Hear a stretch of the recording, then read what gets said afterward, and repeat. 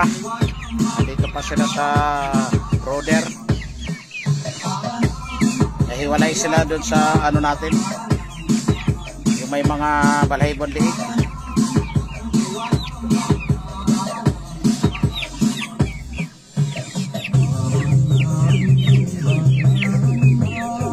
Yan yung lampa natin, oh. Kawawa. Pero lakas kumain yan.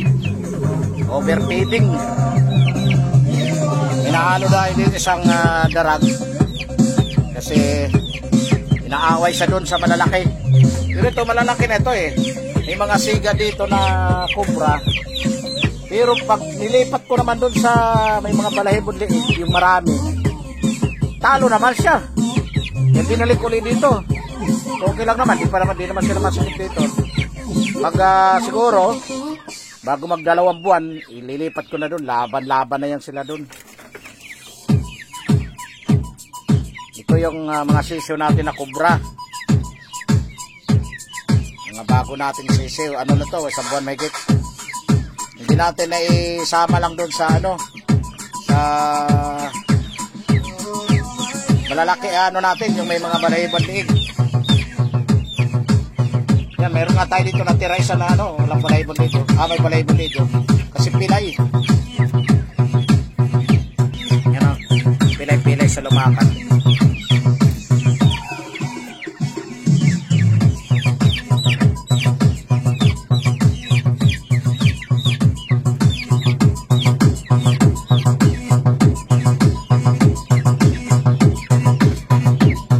Ito yung cobra na malalaki. Inano muna natin pinakawalan para makaano sila, makakain naman sila ng mga damo. Kaso lang ngayon medyo mainit na, andito sila ngayon sa ano, lumililim sila, nasa lilim, sumisilong. Pati yung mga tanim na tanglad, baka ano nila, oh, pantanglad nila yan. Yan ang hirap kasi talagang ano, kahig talaga, kahig.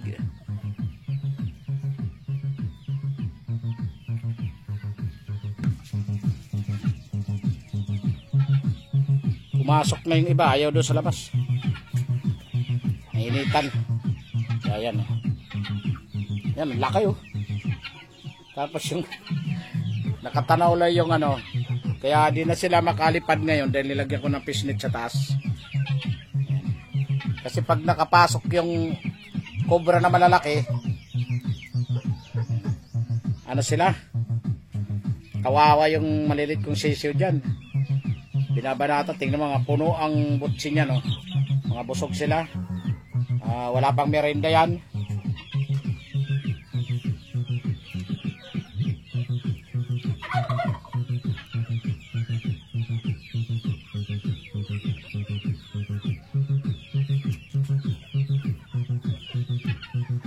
Lakas ang tugtog, no?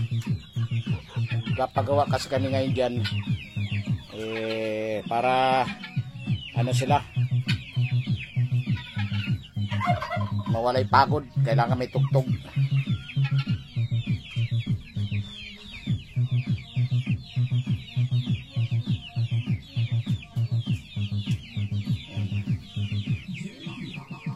Yan ang ano natin, native na cobra.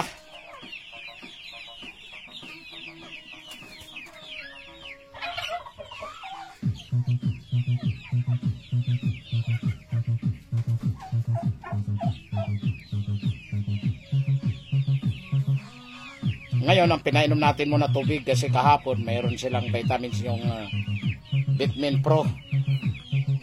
After 3 days na naman balik ulit natin ng isang araw na vitamins nila, Vitamin Pro.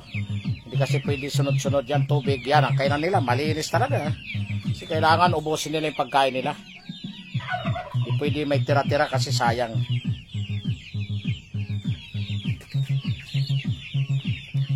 Yan, malaki ano. Tingnan mo naman butsi niya, no? Tingnan mo, malulusog ka sila sa awa ng Diyos. Kasi kahit ang hirap ng climate dito, yung klima dito. Ang klima dito ay pag-araw ngayon mainit, pag-gabi sobrang lamig. Kaya kailangan maprotektahan talaga yung ano natin. Kaso yung binili natin vaccine hindi nagamit dahil